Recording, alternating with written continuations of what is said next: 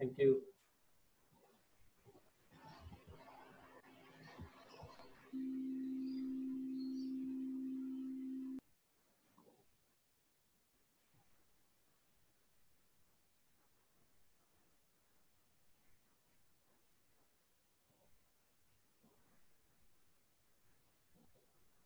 हमारे पास एक beam A B है जिसकी हमें स्पैन लेंथ गिवन है।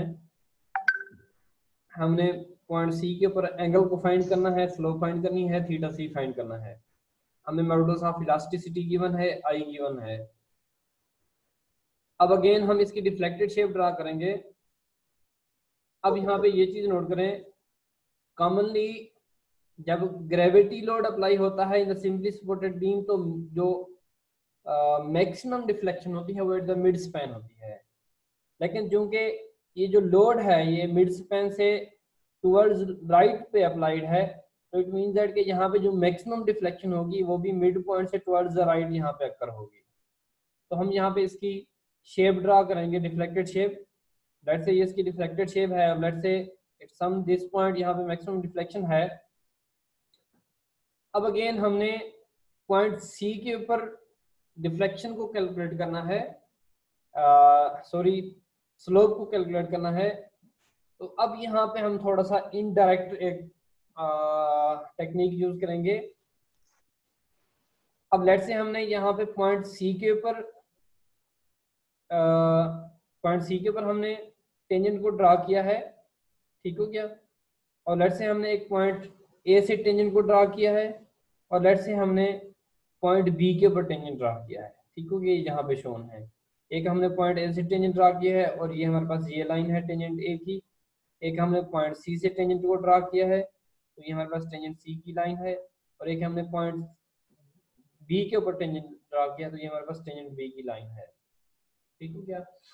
ये हम क्यों कर रहे हैं ये भी देखते हैं।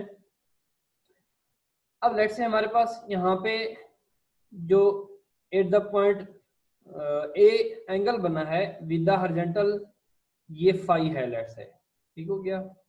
अब फाई को कैसे कैलकुलेट करेंगे ये भी हम आगे चल के देखते हैं। और लेट्स से हमारे पास टेंजेंट सी से टेंजेंट ए का जो एंगल है दैट इज थीटा सी है, ठीक हो गया। और हमारे पास लेट्स से टेंजेंट सी से जो हॉरिजॉन्टल एंगल है दैट इज थीटा सी, ठीक हो गया। हमने कैलकुलेट थीटा सी को करना है। और लेट्स से हमारे पास यहाँ से टेंजेंट बी से टेंजेंट ए तक का जो वर्टिकल डिस्टेंस है जिसको हम deviation of tangent B from tangent A कहते हैं, that is T B A, ठीक हो गया।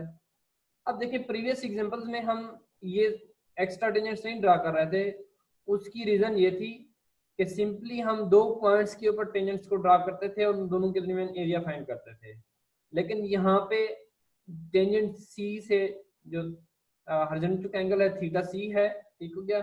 हमें यहाँ पे एक और टेंजेंट ड्रा करना है जिससे हम इसका रेफरेंस ले सकें, ठीक हो गया। तो हम इसको इनडायरेक्टली फार्मूलेट करके हम वापस थीटा सी के ऊपर आएंगे।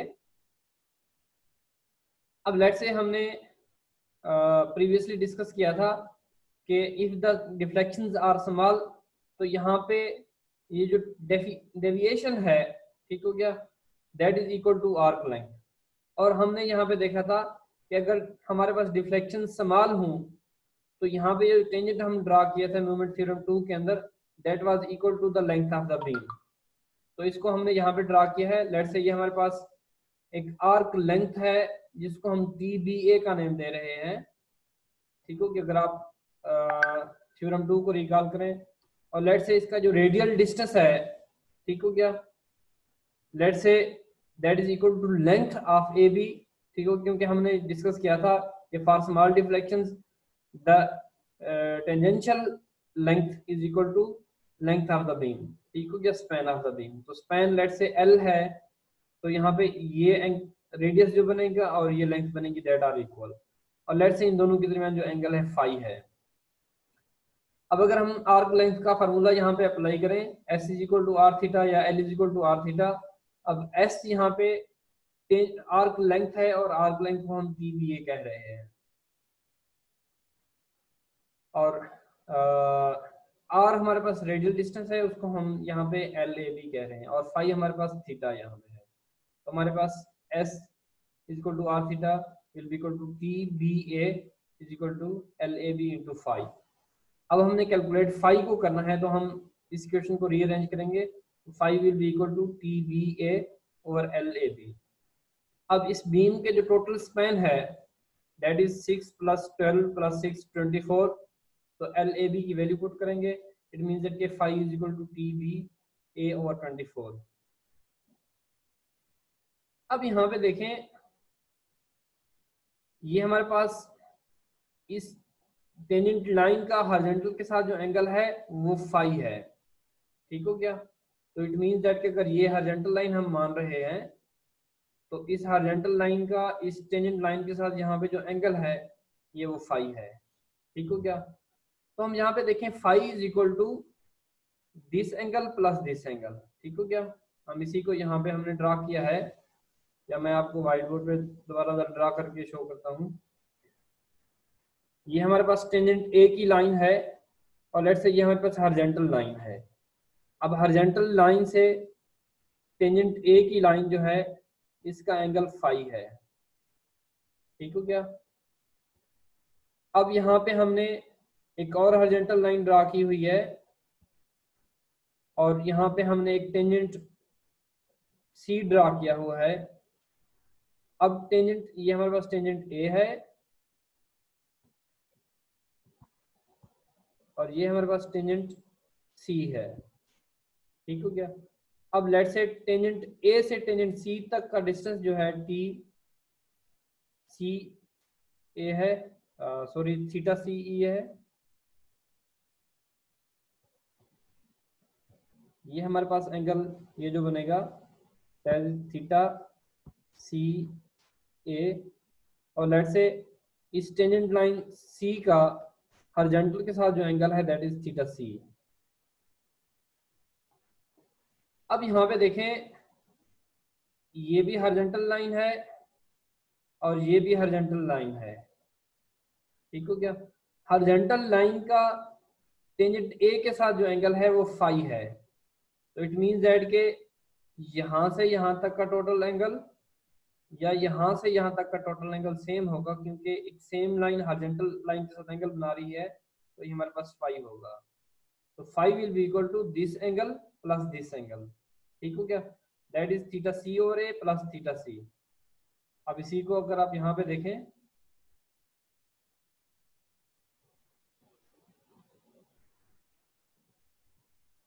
तो हमारे पास ये टोटल एंगल फाई है यहाँ से यहाँ तक का या इस हॉरिजॉन्टल लाइन से इस टेंजेंट का, तो this angle phi is equal to this angle plus this angle theta C over A plus theta C. तो phi is equal to theta C plus theta C over A, या हम theta सी की value calculate कर रहे हैं तो हम इसको रीअरेंज करेंगे, तो theta C will be equal to phi minus theta C over A. तो theta C is equal to phi minus theta C over A, और फाई की वैल्यू हमने यहाँ पे कैलकुलेट की हुई है, तो theta C is equal to T B A over 24 minus theta है, ठीक हो गया। अब हम deviation of tangent B from tangent A और slope of tangent C from tangent A हम फाइंड करेंगे, तो हमारे पास थीटा सी की वैल्यू आ जाएगी, ठीक हो गया। ये हम इनडायरेक्टली कैलकुलेट कर रहे हैं, ठीक हो गया। तो हम थीटा सी और ए कैलकुलेट करने के लिए सिंपली एम और ए डायग्राम प्लॉट करेंगे और ए से सी तक का एरिया हम कैलकुलेट करेंगे। अब हम सबसे पहले इसके सपोर्ट रिएक्शंस कैलकुलेट करेंगे। हमने समीशन ऑफ मोमेंट्स लिया है अबाउट पॉइंट ए, तो हमने यहाँ से R1 की वैल्यू कैलकुलेट कर ली है। इसी तरह हमने R2 की वैल्यू कैलकुलेट कर ली है with summation of vertical forces. ये हमारे पास 6 है, ये हमारे पास 2 आई है। अब हम पहले शेयर फोर्स डायग्राम प्लॉट करेंगे। तो अपर डायरेक्शन में 2 है और ये कांस्टेंट रहेगी, और यहाँ पे डाउनवर्ड डायरेक्शन में 2 है तो ये डाउनवर्ड डायरेक्शन में आ जाएगी, और ये कांस्टेंट रहेगी तो यहाँ पे क्लोज हो जाएगी। तो बेंडिंग मोमेंट डायग्राम हम ड्रा करेंगे, तो that will be equal to area under the shear force diagram 2 into 18 distance, तो 36 आ जाएगा, ठीक हो गया। और फिर इस यहाँ पे अगर नेगेटिव रीजन हम प्लॉट करें तो ये जाके 0 हो जाएगा। अब देखें यहाँ पे हमने थीटा सी ए कैलकुलेट करना है। हमारे पास लेट से ये पॉइंट सी है और ये पॉइंट ए है, तो theta C A will be equal to area under the M और A diagram between point A and C. तो सिंपली इस ट्राइंगल का एरिया कैलकुलेट करेंगे, 1 इंटू हाइट 12 और ये बेस 6, तो 36 और ये आ गई है। फिर हम टी बी ए कैलकुलेट करेंगे, तो दैट इज यहाँ भी second movement of second theorem लगेगा मोमेंट एरिया का। तो ए से बी तक का एरिया, अब ए से बी तक के लिए हमारे पास यहाँ पे दो ट्राइंगल्स हैं, ठीक हो गया, एक लेफ्ट साइड की तरफ एक राइट साइड की तरफ। तो हम इन दोनों का एरिया अलग से कैलकुलेट करेंगे, लेकिन देखें अपर लिमिट यहाँ पे पॉइंट बी है, ठीक हो गया, बी है, तो हम जब x की वैल्यूज कैलकुलेट करेंगे, सेंट्रोइडल एक्सिस कैलकुलेट करेंगे, तो फ्रॉम पॉइंट बी कैलकुलेट करेंगे। अब इस ट्राइंगल के लिए सेंट्रोइडल एक्सिस ये पॉइंट बनेगा, तो बी से यहाँ तक का डिस्टेंस लेट से हम उसको x1 का नेम दे रहे हैं, और इस ट्राइंगल के लिए लेट से सेंट्रोइडल एक्सिस ये पॉइंट बनेगा, और इसका बी से डिस्टेंस x2 बनेगा। अब देखें यहाँ पे अगर हम x1 और x2 की वैल्यू कैलकुलेट करें, तो जो ट्रायंगल होती है, ट्रायंगल के केस में उसका सेंट्रोइडल एक्सिस एक एंड से 1/3 पे ऊपर लाई कर रहा है, दूसरे एंड से 2/3 के ऊपर लाई कर रहा होता है। तो अगर हम यहाँ पे देखें, ये यहाँ से यहाँ तक का डिस्टेंस 2/3 होता है, और यहाँ से यहाँ तक का एंगल डिस्टेंस 1/3 होता है, ठीक हो गया। मैं इसको लेट से ये हमारे पास एक ट्रायंगल है, और लेट से ये इसका सेंट्रोइडल एक्सिस है, इसको हम x का नेम दे देते हैं, और लेट से ये टोटल डिस्टेंस l है। अब देखें अगर हम इस एंड से, लेट से ये एंड a है, अगर हम x एंड a से ये सेंट्रोइडल डिस्टेंस कैलकुलेट करेंगे, तो ये 2/3 ऑफ l बनेगा, ठीक हो गया। तो यहाँ से यहाँ तक का डिस्टेंस 2/3 ओवर l बनेगा, या फिर हम यहाँ से यहाँ तक का डिस्टेंस कैलकुलेट करें, तो ये 1/3 ओवर l बनेगा। तो हमें ये डिस्टेंस चाहिए,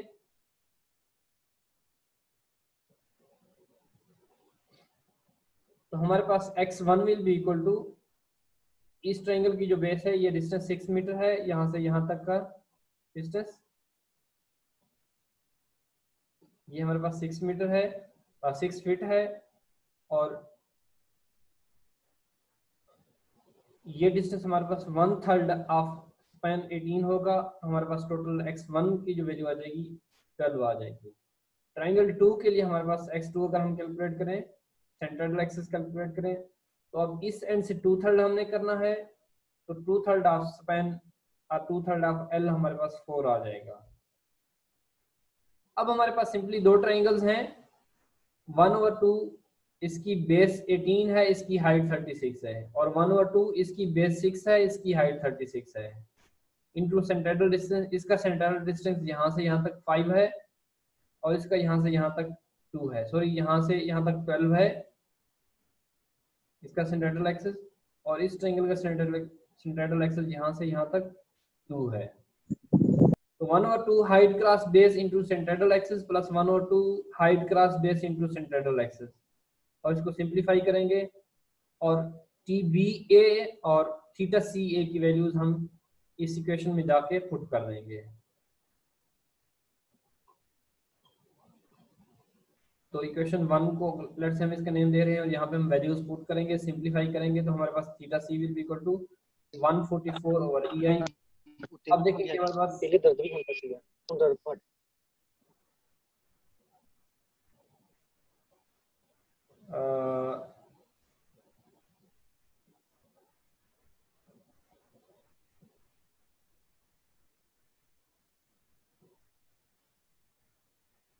अब लेट से ये हमारे पास 1/44 ई आई के फिट्स कह रहा है, ठीक हो गया।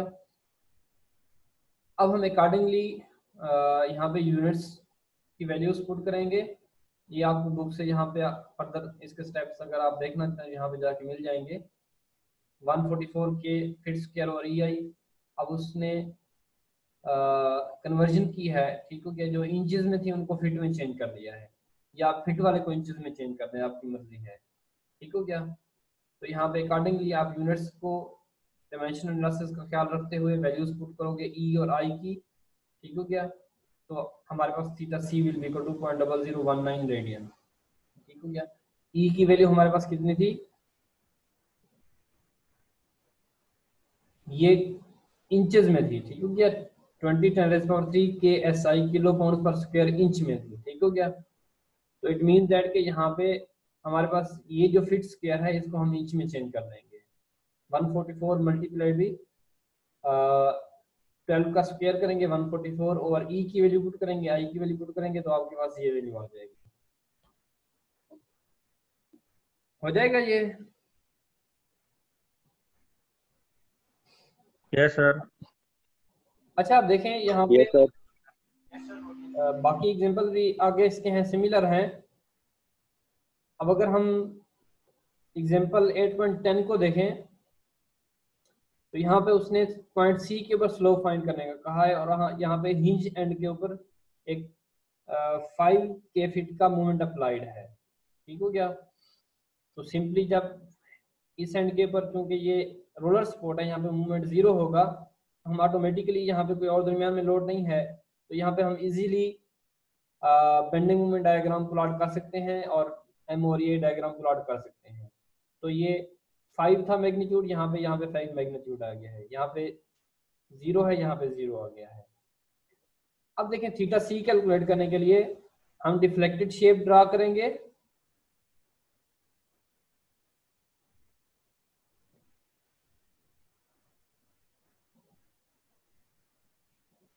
अब हमने डेल्टा सी कैलकुलेट करना है, लेकिन डेल्टा सी हम यहाँ पे इनडायरेक्टली कैलकुलेट करेंगे, ठीक हो गया।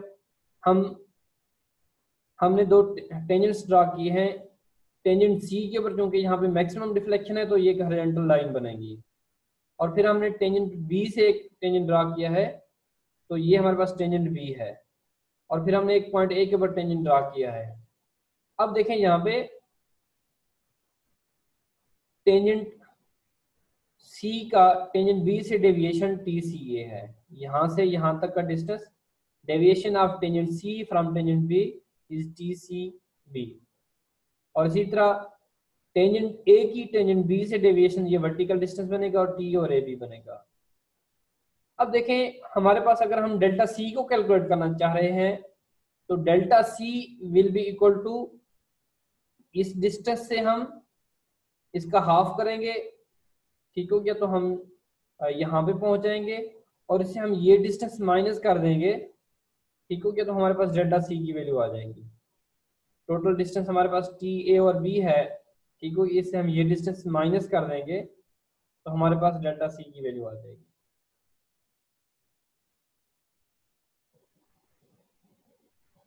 यही हमने यहाँ पे किया है, हमने टेंजेंट ए और बी का हाफ किया है तो हम इस पॉइंट के ऊपर आ गए हैं, और फिर हमने सी बी की वैल्यू माइनस कर दी है तो हमारे पास डेल्टा सी की वैल्यू आ जाएगी। तो अब हमारे पास टी ए और B will be equal to area of M over A diagram from point A to B, A से बी तक का एम ए डायग्राम, ये हमारे पास होल ट्राइंगल का, और इसी तरह T C B will be equal to area from point C to point B, point C यहाँ पे, यहाँ से यहाँ तक का डिस्टेंस, ठीक हो गया। तो ये यहाँ पे सॉल्व है, आप खुद से ये कर लेना, ये आपके एक्सरसाइज के लिए मैं छोड़ रहा हूँ। इसी तरह नेक्स्ट एग्जांपल 8.11, यहाँ पे यूडियल लोड अप्लाइड है और हमने पॉइंट सी के ऊपर डिफ्लेक्शन को डेल्टा सी को कैलकुलेट करना है। अब हम इसकी डिफ्लेक्टेड शेप ड्रा करेंगे, पॉइंट बी के ऊपर सपोर्ट है, तो ये क्योंकि यहाँ पे लोड अप्लाइड है ये डाउनवर्ड डायरेक्शन में बेंड होगी, ये अपर डायरेक्शन में बेंड होगी, तो यहाँ पे भी हम पॉइंट ए के ऊपर टेंजेंट ड्रा करेंगे, तो ये हमारे पास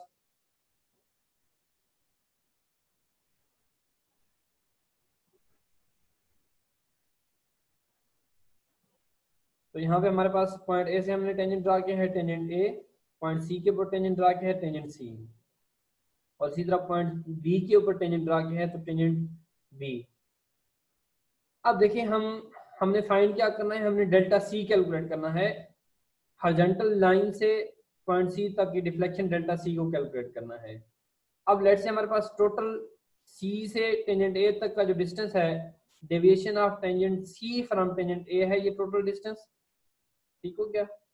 इसका हम हाफ करेंगे और हम टेंजेंट ये लेंथ हम माइनस कर देंगे, ठीक हो गया। Delta C will be equal to total distance T C over A, इसका हाफ करेंगे हम पॉइंट इसके यहाँ पे पहुंच जाएंगे और इससे फिर हम टेंजेंट बी और ए माइनस कर देंगे, ठीक हो गया। हम उसको उलट इन्वर्स कर देंगे तो ये हमारे पास इक्वेशन बनेगी और ये हम यहाँ से कैलकुलेट कर लेंगे।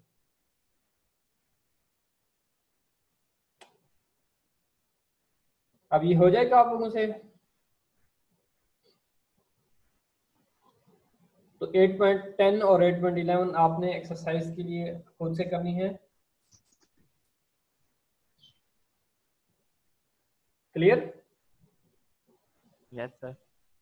कोई कंफ्यूजन है? Yes sir. जी सर। सर भी नहीं लगी रोल नंबर 11। हाँ जी, अटेंडेंस के लिए बैठे हुए हो बस? नहीं सर, वैसे मैं सोचा क्लास एंड हो रही है।